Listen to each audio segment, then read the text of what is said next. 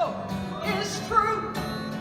It's marching on. Sing it out now. Come on now. Come on now. Glory, glory. Hallelujah. Hallelujah. Glory, Glory, glory, hallelujah.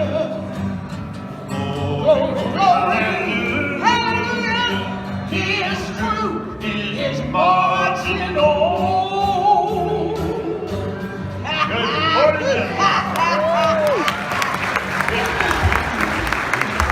Good morning, Jeffrey. How you doing? Oh, you didn't notice him. She gets to sing and she didn't notice what's going on around. I'll tell you what. Look at all these little. There's a bunch of them, all right. See, you know what? Nobody out here when I came out here early on my post. I came out here, wasn't nobody out here because I was a little chilly and I had left my shawl on the chair. I must have had one of my sleeping fits. Y'all know the sleeping fits? See, now I never know when I might fall into a real deep sleeping old fit. You know when you started getting these sleeping fits when she was just 13 years old, even at that young age, she was trying to help a slave escape from the plantation. Overseer caught her, threw a brick at her, hit her upside the head. She's been having these sleeping fits ever since. One of something else. She hears voices. That's right, she's listening to the Lord talking to her all the time, right? Now that's the truth, Jerry. You know that's the truth right there. But now tell me something, where these visitors from? California, man. All the way from California. California, huh? Well, I want to welcome you to my home here in Auburn, New York. And I trust y'all had a pleasant journey here this morning. We got a bunch of letters. Oh, that's a bunch of letters. You know, people been writing me. They've been writing me. They've been visiting me for years. They all want to know more about my life and all my stories. Where's that first letter there from, Jeff? Minneapolis, Minnesota, man. I don't know nobody in Minnesota. Don't know a soul. Well, it's good to know they know me, though, huh? It is. Read that letter, Jeff. All right. Minnesota. It says, February 3rd, 1902, dear Mrs. Tubman, I am a young author writing a book about famous Americans, and I would like to include a story from your life. I have met several persons who were children when you led them to freedom along the Underground Railroad, but no one can tell me about your early days on the plantation. Could you tell me something about your childhood? I look forward to your reply. My best to you, Debbie Parker. I don't know why Debbie or anybody else here would even be interested in my childhood. Why not? Because I was a slave. Interesting. You visitors, y'all know what it means to be a slave? Slavery is bad. It's real bad. And you know what I pray every morning before when I wake up? And I pray at night before I go to bed that never, ever again will one somebody own another somebody. Because see, being a slave is like, you know, I know how I can tell y'all about slavery. I tell you one of my stories. One of my stories about my oldest, my dearest friend. His name is Joe. Old Joe up in Canada. You haven't heard from Joe in a long time. That's the truth. Jeff, remember we need to write Joe a little note after these visitors go. Now, Joe, he was a great big old man. Yes, he was. And a strong man. Yes, he was.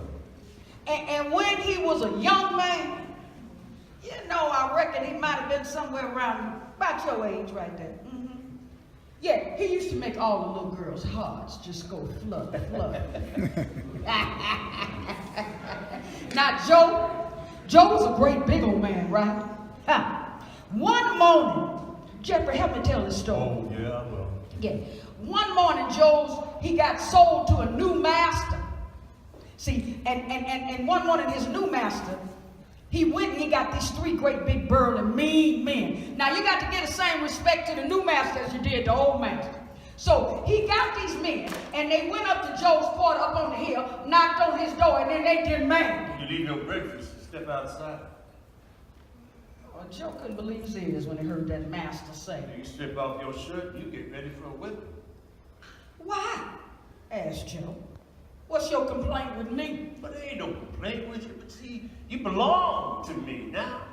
And the first thing every one of my slaves must understand is you must never disobey any order I give. So I will start out by giving him a good whipping. Say, just strip off your shirt and you bare your back to my whip. Now, Joe was a great big old man, right? If this had been a fair fight, Joe could have whipped all three of them at one time. But it wasn't nothing fair about slavery. Wasn't nothing fair about slavery. They had all the power. They had guns and dogs and whips and chains. And Joe had his pride. So he stood there. He took his shirt off and he let them beat him. He never said a word. He stood there in silence and he took it. And Joe still got them scars all on his back from them beatings. Shucks. We all got them scars on our backs from them beatings. Because see, being a slave means that you're not free. We would have to get up early in the morning before the sun came up. And we go out in them fields and we work out in them fields all day long in that hot sun till the sun went down. And we did that 6 days a week. But on the 7th day of the week, they would let us off.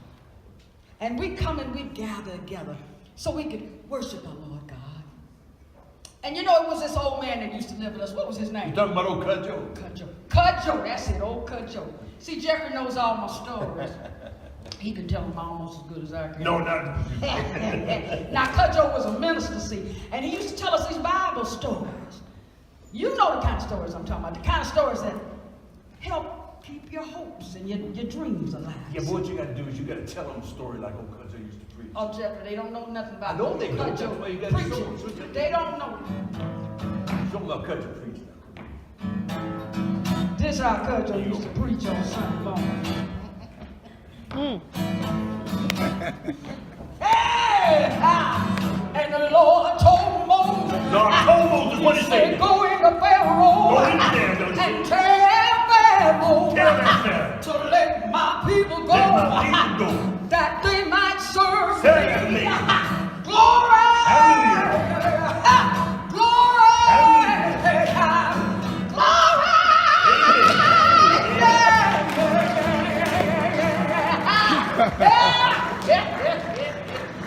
That's how Cut Joe used to preach.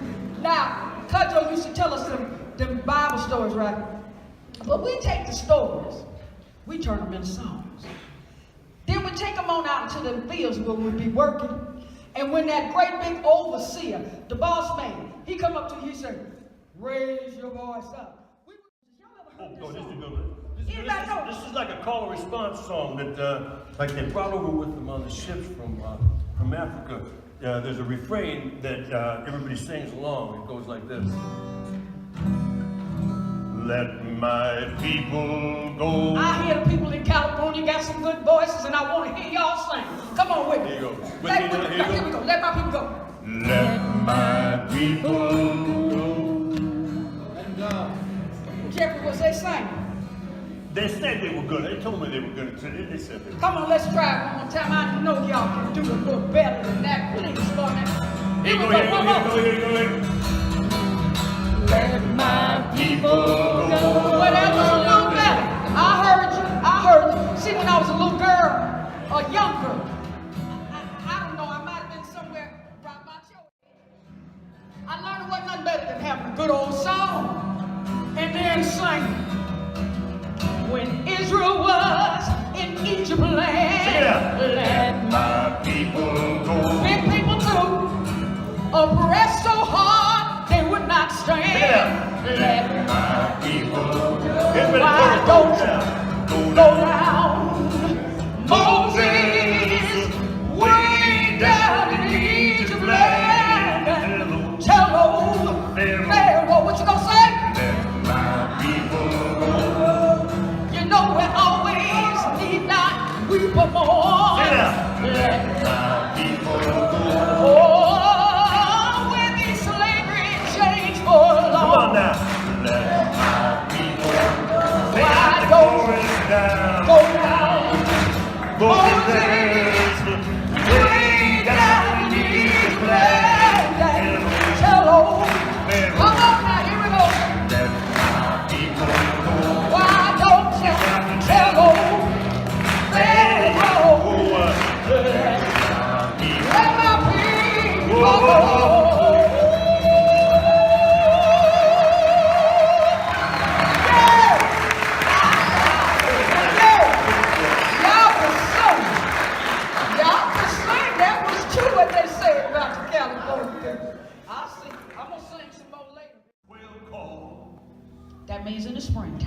when the sun is up in the sky long and all the animals have started to warm up after that winter chill. The riverbed will make you a very good road. See, we couldn't take to the highway to try to escape now, because if we did, they would catch us. Left foot, peg foot, traveling on. Old Peg Leg, he would leave a trail that was real easy to follow. He'd leave a left foot, then he'd leave a peg foot. A left foot, then another peg foot. Where all the little rivers meet to one big river. Now, if the slaves would just follow the streams that ran on the back of the plantations, why, those streams would take you right on up to that great big Ohio River. And see, that's where Peg Leg would be waiting for you, to take you on into Canada, where you'd be free. Where the old man will be waiting for to carry you to freedom. If you follow the drinking gold. When the sun comes back and the first quail call, follow the drinking gold. The riverbed will make you a very good road. Follow the drinking gold, for the old man is waiting for to carry you to freedom. If you follow the drinking gold. Sing the chorus with us now, come on. Follow the drinking gold. Sing it now. Follow the drinking gold, for the old man is waiting for to carry you to freedom. If you follow the drinking gold, for the old man is waiting for to carry you to freedom. If you follow that drinking gold. It's about following that North Star, hiding by day and running by night. A runaway was a young lady from one station to another station along the Underground Railroad safely. What, now, Jeffrey, tell them about those stations. Yeah, stations along the Underground Railroad were really old. I walked. I crawled. I hid in the daytime so they wouldn't see me. And I did this for 6 days, 6 nights. I was cold. I was wet, I was hungry, I was tired, and I was scared. And when I couldn't find that North Star up in the sky, I looked for the moss that grew on the north side of the trees. My daddy taught me that too. All the time I just kept my hand in the Lord God's and stayed right on my journey. Farewell, farewell, I'm sorry first to leave you, but I'm bound for that promised land. Pretty soon, I met the chief station master of the Underground Railroad. His name was Mr. Thomas Garrett. Now, old Mr. Garrett took me and he put me inside his wagon. And he hid me underneath the floorboards. And then we went as far and up as we possibly could, north. And when we got up there, he told me to get out the wagon and walk along the highway by foot. And if I kept on walking, pretty soon I would reach this marker. And the marker would really be the borderline for the free state of Pennsylvania. He said, Harriet, did you know they got a reward on your head for over $500? I ain't never thought I'd be worth that much. Well, so I got out and I kept on walking. On the other side of Jordan, 'cause I'm bound for that promised land. I got out, I kept on walking. It must have took me about an hour to get there. And when I stepped my foot out of slavery, across that imaginary line, into freedom, I wanted to sing, and I wanted to shout, because I was free now. I was free. And that sun, on that day, that sun was shining so bright up there in the sky, it looked like it had sprinkled gold all over the fields. I looked at my hands and my feet to see if I was even the same person, because I was free now. Oh, freedom. Yeah, Jeffrey. Oh, freedom. Oh, yeah. Oh, freedom over me. And before I be a slave, I will be buried in my grave and go home to my Lord and be free. Sing with us, oh freedom, come on now. Oh, freedom. Oh, freedom again now, come on now. Oh, Oh, freedom over me. Oh, freedom over me. And before I be a slave, I'll be married and go home to my Lord and be free. And before I be a slave, I'll be buried in my grave and go home to my Lord and be. I'll be free.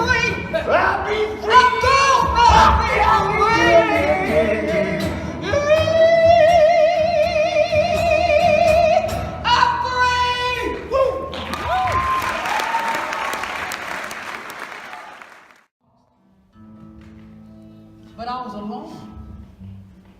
I was all by myself. I didn't have nobody I could talk to. Where was my mama?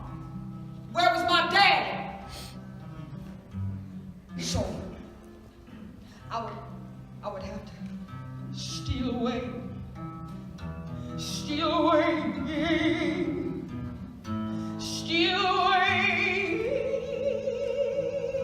to Jesus. It's just what I would do. I would steal away home. Lord, I ain't got no home to stay here. You know, I know that my mama and my dad and them, they wanted to be free too, just like me. But they didn't know what to do. They were scared. They needed help. They needed a leader. And I reckon I could be their leader. And any one of them that wanted their freedom, they could have it, just like I had mine. My Lord, He called me. He called me by the thunder. The trumpet sound within my soul. Lord, I ain't got long to stay here. So I became a conductor. And before long, they was calling me Lady Moses. They was all scared. All of them was scared all the time. And everybody asked me the same question. They say, Lady Moses, are we going to get out of here?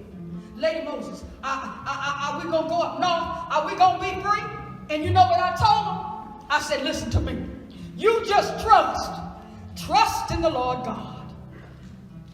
And do like I tell you.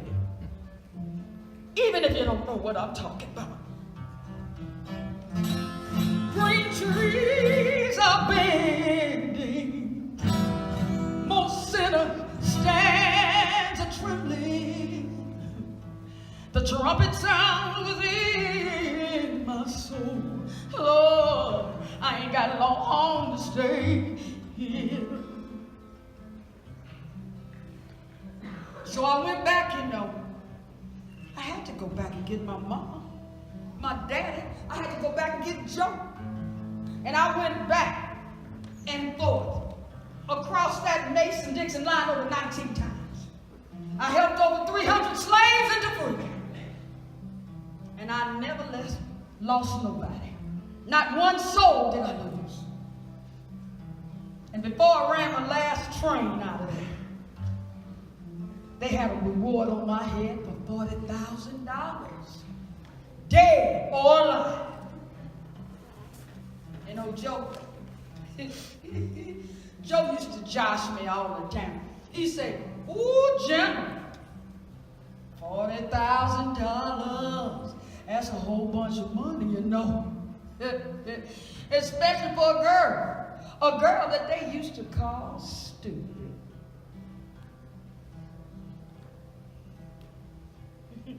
Steal away. Steal away home. I ain't got long to stay here.